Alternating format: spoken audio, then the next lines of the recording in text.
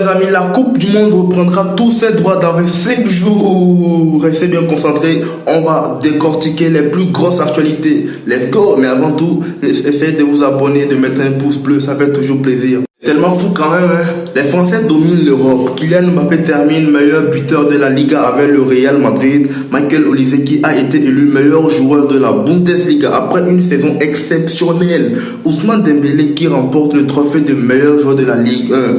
Les Français sont en train de dominer l'Europe. Et comment vous dire que tous ces 3 personnes que j'ai citées, c'est le trio offensif de la France. Mais ils vont faire des dégâts. Ils vont commettre des dégâts. Ça, c'est ça, punir par la loi. En temps normal, on devrait les enfermer pour... Je trouve même pas de mots. C'est tout simplement incroyable.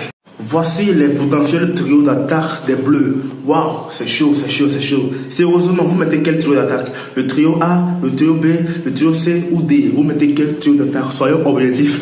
Selon Espagne, la FIFA prévoit de mettre un badge pour la Coupe du Monde 2020. Les joueurs disputant leur première Coupe du Monde porteront un badge spécial sur leur maillot afin de célébrer leur participation sur la scène mondiale. En vrai, est-ce que c'était nécessaire?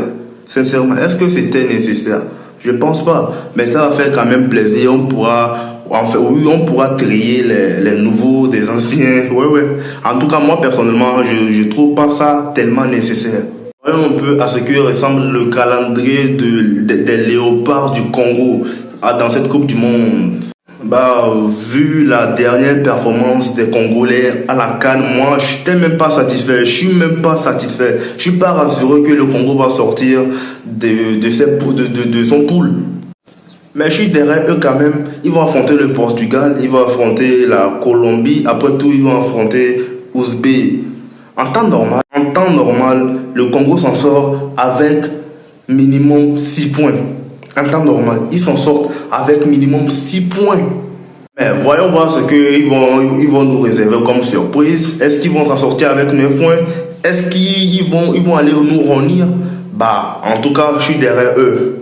J'étais en train de me promener sur Twitter, je suis tombé sur ce genre de prédiction de zone Afrique. Selon eux, la surprise en Coupe du Monde sera la Côte d'Ivoire. Ils n'ont pas détaillé. Surprise en humiliation en gagnant les matchs ou comment? Je suis confus, dites-moi dans les commentaires. Selon eux, les pays africains qui vont passer le premier tour, c'est le Maroc, l'Égypte, le Sénégal. Sincèrement, je ne vois même pas l'Égypte passer. L'Égypte, non, ils vont même pas sortir des poules. Et selon eux encore, les flops seront le Ghana, Tunisie, Algérie. Là, je vous dis de vous calmer. Le Ghana va sortir haut la main dans sa poule. Je n'ai pas encore regardé, mais de tout ce que je sais que le Ghana, en plus, ils n'ont pas fait la CAN, ils ont eu le temps de bien préparer. Eh bien, le Ghana va se faire en Afrique. Et les plus grosses humiliations, moi, je suis d'avis. Là-bas, je suis d'avis. Il y a le Cap Vert, Afrique du Sud, qui vont se faire humilier. Mais le Congo, j'en doute trop. Puisque dans le pool du Congo, là-bas, il n'y a que le Portugal que je connais, qui est une grande nation. En temps normal, le Congo devrait pouvoir s'en sortir. Il est dit, la situation physique de Neymar pourrait être pire que prévu. En effet, le maestro brésilien serait pressenti pour manquer les 2 matchs de préparation avant la Coupe du Monde. Moi personnellement, je me dis que peut-être il essaie d'éviter ça. Il a fabriqué des fausses blessures pour essayer d'éviter des nouvelles blessures à venir pour jouer la Coupe du Monde. Mais si c'est ça, il a été intelligent. Mais si ça s'avère être vrai, qu'il est vraiment blessé là, je suis tellement confus. Il nous est rapporté aussi que le Brésil n'a jamais perdu un seul match de qualification à domicile pour la Coupe du Monde depuis 1954. Et c'est fort. Le Brésil a toujours été une nation de football. Ça, personne va nous dire ce qui se passe. Le Brésil, c'est une grande nation de football. Là où le football est né. Plusieurs médias essaient de nous faire croire que plusieurs rumeurs circulent actuellement au Brésil affirmant que Neymar porterait le numéro 13 pendant la Coupe du Monde. Vinicius Junior devrait garder le numéro 10. Si cette information elle est vraie, c'est une dinguerie. On peut pas faire ça. Même le numéro, on le retire le brassard. Ok, on peut accepter. Même le numéro, Non, Carlo Ancelotti, tu n'as pas osé. Mais j'espère que c'est faux. J'espère que c'est faux. Et il n'y a même pas longtemps, il y a un média qui sort démentir ça.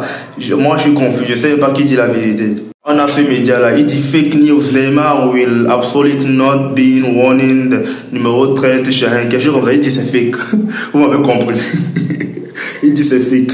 Est-ce que vous remettrez le numéro 10 à Vinicius et Neymar qui porte le numéro 10? Je suis sûr que même Vinicius Junior ne serait pas fier de porter le numéro 10 en présence de Neymar sur le terrain. Je suis sûr. Même s'il n'ose pas le dire, je suis sûr qu'il n'accepterait même pas. Ouais. Voyons un peu ce qui ressemble à l'attaque du Brésil. Rafinha, Endrick, Neymar, Vinicius Junior. Et s'il faut titulariser 3 joueurs, je pense que ça serait Endrick, Rafinha, Vinicius, Neymar. Nous tous on sait qui va débuter sur le banc. Et Carlo Ancelotti ne prendrait pas le risque de le mettre, titulaire pour qu'il se blesse. Je suis pas sûr qu'il prendra ce risque. Neymar, c'est un joueur qui va rester sur le banc. À mon avis, c'est un joueur qui va rester sur le banc. Bon, vous savez aussi que Carlo Ancelotti sait très bien utiliser les joueurs de banc. Rappelez-vous à l'époque quand il utilisait le Rodrigo pour changer le cours des matchs. Oui, Rodrigo qui était sur le banc pour entrer et changer le cours de match. La remontada contre City, où Karim Benzema doublait ou triplait, je me trompe pas là. C'est Rodrigo venait du banc et il avait signé un but le jour là. Oui, Rodrigo c'est un joueur de banc. Carlo Ancelotti lui sait très bien utiliser les joueurs de banc.